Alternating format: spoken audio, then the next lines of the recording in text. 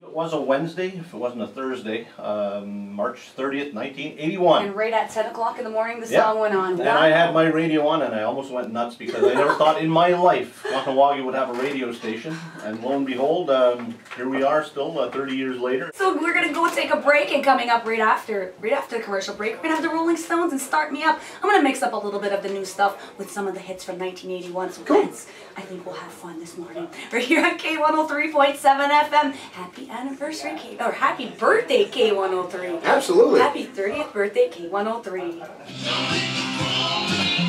This birthday is not only a milestone for the radio station, it's important for the entire community here in Kahnawake, Quebec. K103 was this Mohawk Reserve's first local media outlet. But hopefully we'll all be able to be involved in one way or another for another 30 years. Lord willing, and hopefully a new building and all of that. If we can pull that off, we're still hoping we can do that. But more important is to keep people informed, entertained, and on occasion when the community needs us, we'll be here.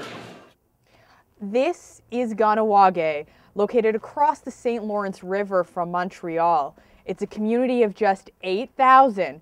But its local media is flourishing with its own independent newspaper, daily online news outlet, and radio and television stations. Kahnawake is ensuring its people have a reliable way of getting the news. This is the man who championed Kahnawake's local news. Kenneth Deere began the Eastern Door newspaper in 1992, and in doing so, he started the community's tradition of journalism. After the Oka crisis in 1990, it became clear the need was there. The outside media seemed at that time to try to suppress the Mohawk people, to suppress who we are, our culture, our language, and our political aspirations, and that seemed pretty obvious to us, and I felt that we had to combat that. We had to create our own media. That our people can rely on, that supports our positions, that our culture, our language, our politics, our history. To find out why, we took Kenneth to the Mercier Bridge that connects the reserve with Montreal.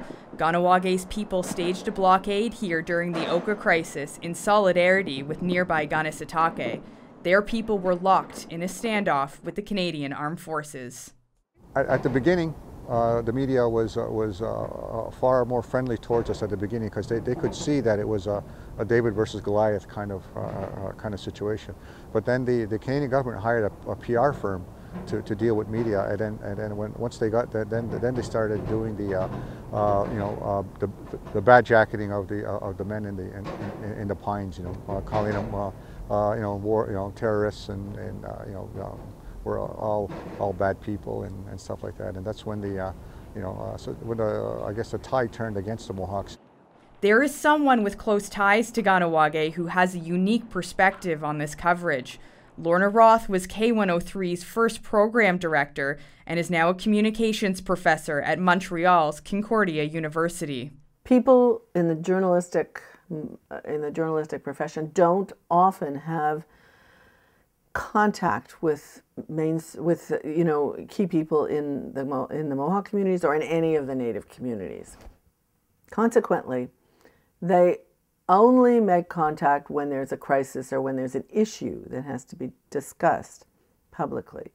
And there's an issue of trust that's there. Nobody, the coverage has been so bad over the years that very few First Peoples trust journalists.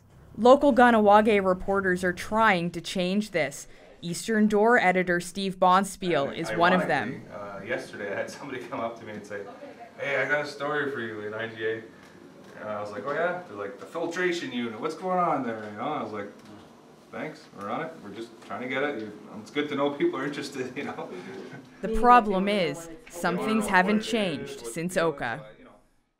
Kahnawake's relationship with mainstream media is not great because what they'll do is they'll take a story like the cigarette trade or the rainbow tobacco bust or any drug bust or anything like that, and right away they'll put it on the front page, especially Journal de Montréal, Mohawks busted for drugs, Whereas, okay, yeah, they happen to be Mohawk, but you know, you're basically putting all the Mohawks into one, you know, little barrel and saying they're all drug dealers. But their greatest challenge is the conflict with the Francophone media. It's a battle between two communities who have historically fought for their own sovereignty.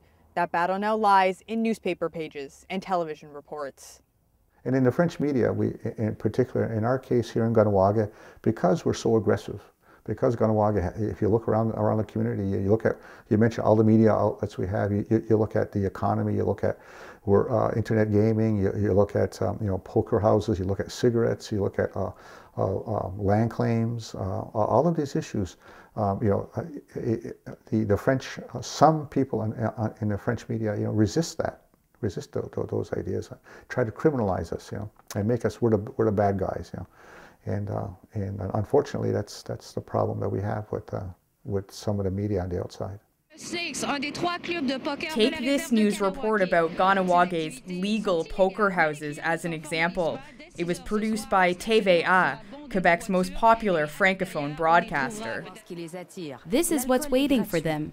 Alcohol is free, the food is on the house, smoking inside, and because it's on the reserve, most people think it's legal. This is what we found with our hidden camera. This report was the catalyst for action. It angered the community so much, this happened.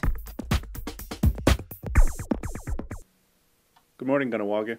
I'd like to make a statement today to make everyone aware, internally and externally, over something that we take quite seriously. Last week, TVA, French media, as well as Journal de Montréal, made a couple of inflammatory stories about a lottery as well as our poker houses. So today I'd like to announce that we are boycotting the two forms of media, TVA and Journal de Montréal. We are no longer going to engage with them on any type of reporting. The French media, though, sometimes we don't give them the time of day. I'll admit it. Is there a reason for that? Well, they're just distasteful, uncredible. They've always beaten Kahnawake up, and they continue to, like Le Journal de Montréal. I don't know what it is, but oh, it's infuriating. So when they ask for our help, we're always like, no. I wish we'd know, like, what is their problem with us, and why do they seem, it does seem that they are destined to paint us out as villains to Quebecers with every story that they write.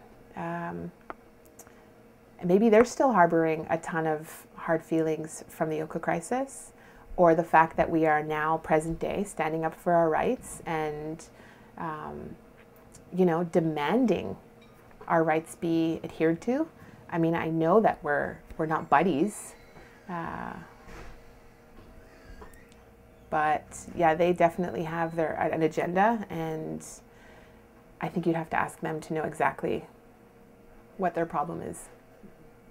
So we did, but both TVA and Le Journal de Montréal did not respond to our interview requests, but the Mohawk Council did. Do you think it's coming off as if the community is being uncooperative? No, I think anybody who's in the media knows just how cooperative we are. We have, in my time here, in the last 10 years or so, we've never given a no comment. And we've never turned anybody away. We've never said, I'm not taking your calls. We're very, very open. So if some feel perhaps that by this boycott we're being big babies, well, too bad. We do what we do. You know, we're not here to please everyone else. We're here to take care of our business and protect our interests. Protecting Kahnawake's interests goes beyond the Mohawk Council. The community wants to protect its stories too. I don't know if there's much of a desire to tell our stories to other people, other nations, if you will. Because I think we're a very conservative community. We want to tell our stories to each other. I'm not sure how the community feels about our stories going beyond our borders. I mean, I think there's even some stories that happen here that we publish in the paper that those people don't want published in the paper. I mean, we get that pretty much every single week, but the news is the news. There's still this attitude of you don't air your dirty laundry. You know, again, the blinders on. You know, let's not talk about it. Let's pretend it never happened. It drives me crazy. Despite this culture of silence, Kahnawake local media has a promising future. Its next generation of journalists wants to tell its stories. Before 1990, we didn't have a strong tradition of journalism in the community. You know, I don't know anybody growing up who were my age saying, "Oh, I want to be on the TV news," or "I want to be a reporter." Now that we're developing a tradition of journalism in the community, you know, I think that maybe that will be different. Welcome to another episode of Exposed. Exposed is a youth talk show on Mohawk TV. The purpose of the show is to expose the issues that matter to Kahnawake youth and provoke thought and discussion on those issues. These kids are on television in everybody's living room, giving their opinion about an issue. And it may not be an opinion that everyone's going to agree with, and other people will line up and say, "Oh, I didn't know you thought that way." Well, I disagree with you. You know, I didn't know you were like that.